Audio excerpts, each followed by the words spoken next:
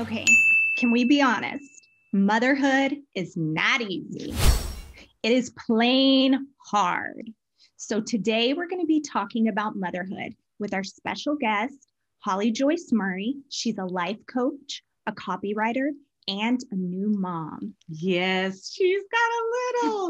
And I love that her specialty is teaching women of faith how to live life of less stress and more grace. Yes. I'm like, how do you do that with a newborn? Exactly. Like less stress with a newborn. Oh, wait, less stress with teenagers. Exactly. Oh, well, I'm going to ante you up there. Less stress with adult children. I mean, I got one. I know you have a lot. I got three. I got the trifecta. So let's get started and let's have a conversation with our special guest, Holly Joyce Murray. Well, welcome my good friend, Holly Joyce Murray. Yay! Hi, Holly. Hi. How are you, How ladies? are you doing? I'm doing great. We're talking about hard things. Yes. And I know you have an infant. I do. Yes. Last time we talked, I was about 9 months pregnant. Mm-hmm. So congratulations Yes. on being a new mom. And your baby boy is beautiful.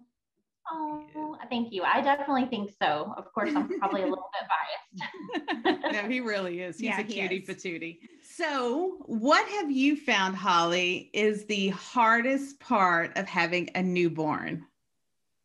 Lack of sleep, lack of structure, and I'm not even that structured.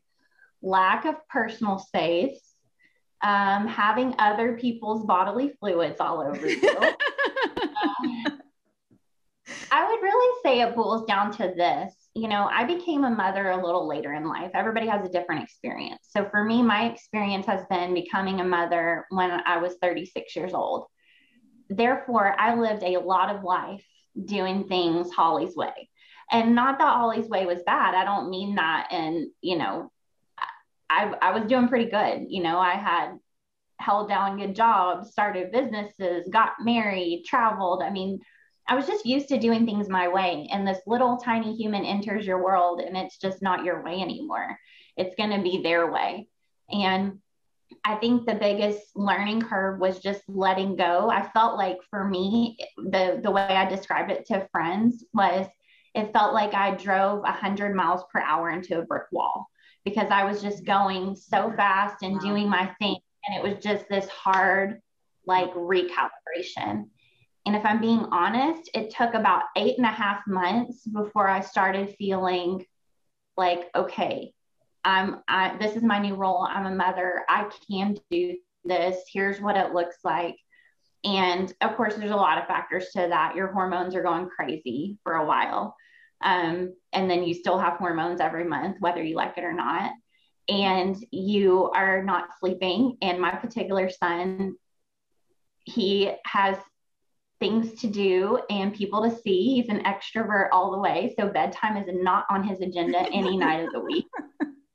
And we have gotten some improvement in nap time. Praise be the Lord. And then also we dealt with some like minor medical issues, but he had a tongue tie, which led to some feeding issues and led to multiple doctor's appointments in the beginning of his life. And then last but not least, I do a lot of what I call solo parenting.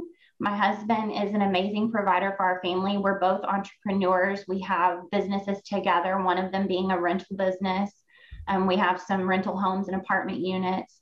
We also have jobs, like he has a full-time job at a refinery where he works, if it goes by his schedule, 4 on, 4 off, 12-hour shifts.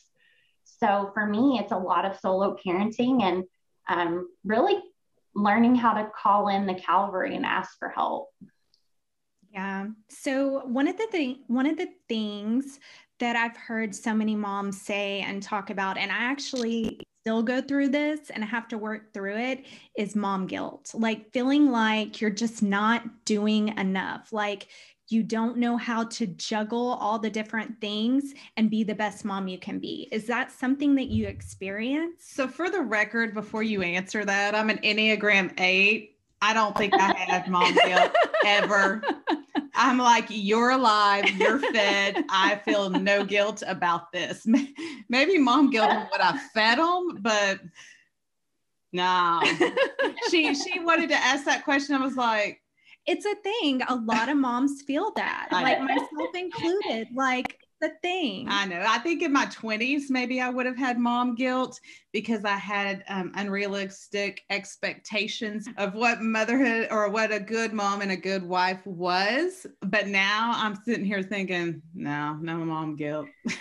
They're all adults and they're alive. Hurrah.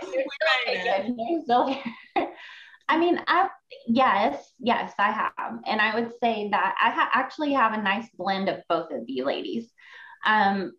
So for me, I don't think it's exactly what you described, Allison. I think it's more like, am I doing this right? Like that's kind of, am I doing this right? Is kind of what I'll ask myself. And I definitely do feel guilt whenever I am unable to comfort my son and calm him, like at bedtime. I mean, he's level 11, y'all. I mean, he's screaming and crying and there's literally nothing wrong. He just doesn't like it and doesn't want to go to bed. And so some nights it's a huge ordeal. And I know that he is a leader in seed form. He is a man in seed form. So I'm trying to remember to parent him from that place and to remember that I can't control another person's emotions. But sometimes it's hard. Like I ask myself, what kind of mother can't comfort her child? You know, what kind of mother can't help her and soothe her child to go to sleep? So you do ask those questions. And sometimes I come to my husband with those questions or a friend, and they're really, really encouraging. But I think for me, it boils down to like, who am I comparing myself to?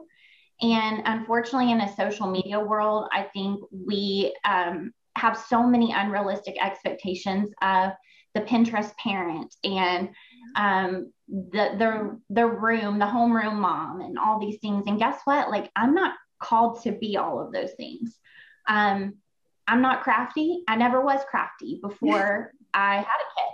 So I'm not suddenly going to turn into this like crafty person. So I've had to learn that that's not it for me. And that's not where it's at for me. I'm a female business owner and entrepreneur. And so I'm called to help other women. I'm called to serve other business owners. And that's part of what I'm placed on this earth to do. I will say as a mom, it's this really interesting thing where sometimes you're at work and you're thinking about being a mom, and then you're a mom and you're thinking about being at work. So it's like this balancing act. But for me too, just realizing that because work is part of what I'm called to do, at least right now, I am energized when I'm working. I'm energized when I'm helping others and creating for others. And then that helps me come back into motherhood refreshed and energized and excited to be the best mom I can be. Yeah. So I think for me, it's just a continual like mindset game of reminding myself like, hey, I'm not doing anything crazy. It was like my husband the other day actually was like, I said, am I a terrible mother? Like he was just crying so much and we were really just fighting at bedtime. And we've tried it all, y'all, all the tricks of the trade. And he was like, a terrible mother doesn't care. A terrible mother is neglect. You know, he was like very practical, laying all these things out. And then of course, my compassionate heart is like, yeah, but sometimes in circumstances, people need this and that and the other. And he's like, okay, listen, I'm just trying to share with you that you're not a bad mom. And it comes back to, what are you telling yourself? Like, what are the messages that you're playing in your head? And then are you in alignment with what you're supposed to be doing? At least that's what helps me overcome the mom guilt when it knocks on my proverbial door. That's good. That's really good. That actually helps me with raising teenagers and a young adult, because like they think you're an idiot and real life. That's true. They really know do. Absolutely nothing. They don't know you already feel like one half the time anyway. It's really hard to navigate. I mean, sometimes I do have the mom guilt with them. I really do. I struggle. Well, I asked Holly what the hardest thing about raising it or having an infant was, or a young one. So what's the hardest thing about raising teenagers or adolescents? I know one of them's technically an adult, but I mean, I think it's what I just said, them thinking you're an idiot. You're trying to help them and guide them. You're an idiot because you can't TikTok, right? I cannot TikTok. I really don't even understand the TikTok. I don't understand. You sound like an elderly person, the Walmart. I was even scrolling through TikTok like, what the heck is going on? Like, oh my gosh, kids are laughing at me. They're like, you don't need to be on TikTok, mom. So that's because they know you'd go viral. Well, they blocked me. I got blocked by my son, which was very offensive. Wow. No, I mean, just like trying to help and guide them. And, you know, you're offering advice. You've already walked through so many things you have so much stuff that you can tell them and, encourage them on and guide them on. And they don't want to hear it. Like, and it really makes you wonder, like, are these seeds are they going on good soil? Like, are they just being scattered into rocks? Like, because their heads feel like rocks right now. Like, they're so hard-headed. Like, I don't know where they got that from. I'm getting payback. That's what's happening. I mean, I've said that too. I'm like, Lord, I'm so sorry. I was such a difficult teen. Help me. For my mom now yes, you feel for your mom. And I've told her, but that's really the hardest thing for me right now is just trying to help them and them. I mean, even though I know that they're probably receptive in some ways to my advice and help, it just does not feel like it. Yeah, that is hard. That's really hard. Yeah, when you've got it doubled and tripled all at the same time, because you got two, I had three teenagers at the same time. Two is enough for me. That's I don't see y'all are heroes. One is good for me. I feel complete. Well, so this is where I was talking about how mothering, the hard changes. So you go from not being able to get them to sleep to not being able to get them out of bed. Yeah, exactly. You are not the first friend that's told me that. Like, I've had two different friends recently. I was texting them. They're like, my kids are still in bed. Okay. It felt hopeful those days. Like, there probably were days that I was like, I don't want to hear it. But those days it felt kind of comical and hopeful of like, all right, we're going to make a turn at some point. Yes, you will. You'll make several turns, actually. So I will tell you, though, when they become adults, it levels up a little bit more. And in my opinion, is a little bit harder. So, building the muscles of being able to manage hard is important, because you're right. If you can learn the lesson that you're teaching, Holly, that you can't control another person's emotions. Yeah. That from infancy all the way to adulthood is valid. Yeah. As an adult, I can't control how they feel about what's happening in their life. I can't control what they're doing. I can't control anything. I have zero control except what I have through prayer. Yeah, because when they turn 18, they make sure I'm an adult. Well, we actually had that conversation in my house, and here's how that conversation went. He said, I'm an adult. I said, the day you start paying your own bills, your mortgage, your car, your insurance, and your phone bill outside of my house is the day you're an adult. Until then, you are trying to grow into those big adult shoes you want to fill. Oh, goodness. That was how that conversation went down in my house. Okay. So, sorry. I need to take that advice. It's kind of like my 10-month-old he's really a toddler. He's 10 months old, but he's in like 24-month clothes. So he's a big boy. He's going to be tall and strong like his dad. So he lets me know he's a toddler. So. A big boy. Every stage, they're just letting you know about the next stage. Like, it's always, I'm almost this age. I'm almost that age. My daughter, she's 15. She's like, I'm almost 16. I've heard that since she was 15. Like, they're almost the next level. So how are you planning to set your teenagers, up and coming adults up to be able to have a close, intimate relationship with them as they become adults? How am I setting them up for that? Because you've got to shift at some point. Like Holly, you're in full blown motherhood. Everything's mom. Mom does everything. Mom cleans everything. Mom does everything. But then you shift at some point, you got to shift from mom into mentor, because I don't get to mother my 29-year-old son or my 26 or 27-year-old daughter. Like, she would be like, ooh, gross, mom, go away, grown up, but I do have the ability to kind of mentor them, or when they ask, that's the key. When they ask for my input, give my thoughts and process and what I think they should do, because that's one of the hardest things in parenting or mothering adults, is keeping your nose in your own business. When you see them going off the rails, you're like, stop.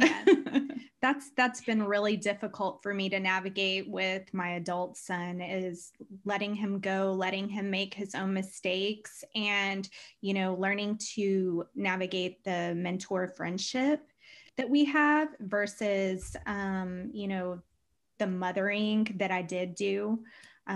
So, they have chores, y'all. They have chores. Like, my daughter is a business owner. She works a job, in the work field, and my son has his job. He's going to college. Like, they are not getting off easy in life. I want to teach and instruct them how to live without mom. That's your job, actually. Yeah, but they can stay as long as they want to. Don't say that. They can. No, they can stay as long as they need to. Well, I want them to stay forever. I don't want to lose them. No, I'm just kidding. Don't say that. Don't say that. No, I do. I want them. I'm trying to raise them and teach them how to live their life to the best possible way they can on their own. Right. And then me just be their friend and there for them. Okay. So I have a question for you, Holly. So for all of our moms that have littles, and when I say littles, I mean infants, toddlers, all the way through school age, how has your dreams and your plans and your goals shifted? How do you create plans and goals and dreams that kind of include motherhood? Because that is a huge part of your life at this moment in life, but you're also an entrepreneur, a businesswoman, and you have all that. So how did that shift? I know you said you hit a brick wall. So after you peeled your face off the wall, right? What the cartoon and the Roadrunner, whatever, Wile E. Coyote, right? What did you do to be intentional to shift your goals and to make plans so that you would be able to, fulfill your personal dreams, but also your role as mom? Absolutely.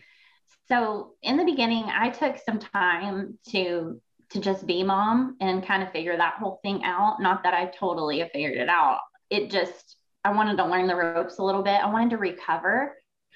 Do not even get me started on postpartum in this country and how women are treated. Like, it is, I cannot believe our country and how these things are handled. So I felt like the 4th trimester was really key for me to learn how to be a mom and to rest. I did the whole kind of lying in type of thing where I was with my baby and I was either in the bed or on the couch in order to heal my body. And then I took just a few months, really. I wasn't doing much. I took time off from my business. I wasn't doing much in the sense of outside my home. I was with my son, and then also just learning to let some things go and to ask for help. I have to have help. I cannot do it on my own. I do not think I would have made it if I didn't have my mother-in-law. Part of my story, and we've shared a little bit, my mom passed away when I was 19. So I do not have a mom in my life. I have an amazing stepmom, and I have the dream of a mother-in-law. So thankfully I had family surrounding me. I accepted a lot of help and support in the beginning, whether it was meals, whether it was cleaning, whatever. And then now, I have my mother-in-law full-time caring for my son. I also have extra people that come in, like my stepmom. Dorothy's daughter, Grace, is a huge help to us as well when we need to fill in the gaps. And as far as my dreams and goals, I guess I'm kind of one of those crazy people that just keeps pushing forward.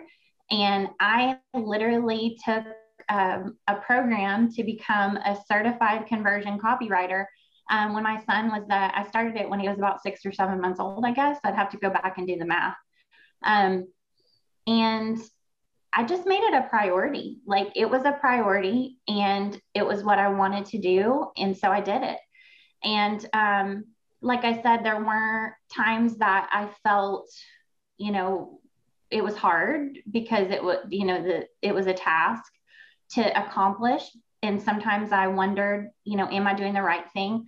But I think when you become a parent, your child becomes your inspiration. Yeah. And so everything I'm doing is for Carson. I'm not just doing it for me. I'm doing it for him, for the life that I want him to lead. And I want him to see me doing what God has called me to do. And that's what we have to figure out for ourselves. What is God calling us to do?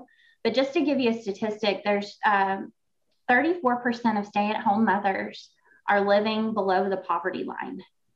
And I can guarantee you that some of those women are desiring to be able to provide for their families, but they're feeling a stigma of working, and they're feeling like they're not good enough to work. They're feeling like someone's going to judge them for working. They're going to judge their motherhood for working.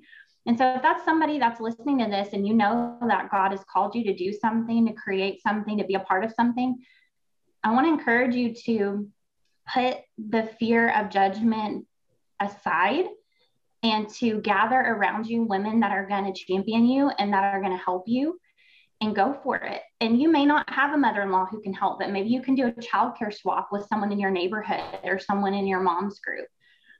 There are so many different things that you can do. And again, I know not everybody's called to that. I was on the phone with a friend this morning, and she's home with her 3 children full time right now. And that's what she wants to do and what she's called to do. And so she should do that. And then I have other friends that they either, go to a job or they're with a corporation and they work several hours every day. So you get to pick what you want to do and need to do for your family, and also what the Lord has called you to do. And then you just put your blinders on, girl, and you go for it. I love that. I love that. And it changes in seasons. Yep. I will say I really felt like I was called to stay at home with my children when they were little. And I did. I stayed at home with all 3 of mine when they were young. And I didn't start my career in the makeup industry until my youngest, Grace, started school. So when she started school was when I started and took the leap into doing makeup in the corporate world. And it just kind of, I feel like God kissed that and honored that and just kind of expedited my career because of that, because I really felt like, I created these little critters. If anybody's going to mess them up, it's going to be me. I used to tell people that I'm going to tell the therapist what all I did, so you could just fix it when we're done. But I had a whole season of staying at home as the mom. And that's when mom guilt came in hardcore, because let's be honest, I couldn't cook. I couldn't clean. I didn't know how to do laundry. And I was a teenager. I had my first one at 18, my second one at 20, my third one at 26. Or 25. So it was like boom, boom, boom. I was ready to go to work. And now empty nesting. So seasons change, and your role and how you interact as a mother changes.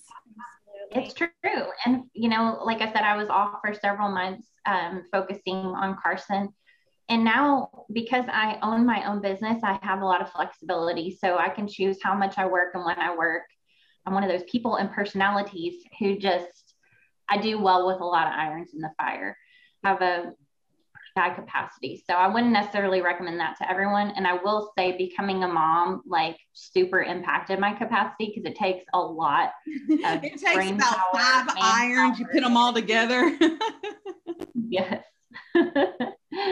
Okay. Well, thank you so much, Holly, for just coming in and helping us understand a little bit more about how to have grace and lighten our load as mothers growing up, and some of the tricks that you've used with a little and what that looks like. So tell us where and what you are doing now and how people can find you.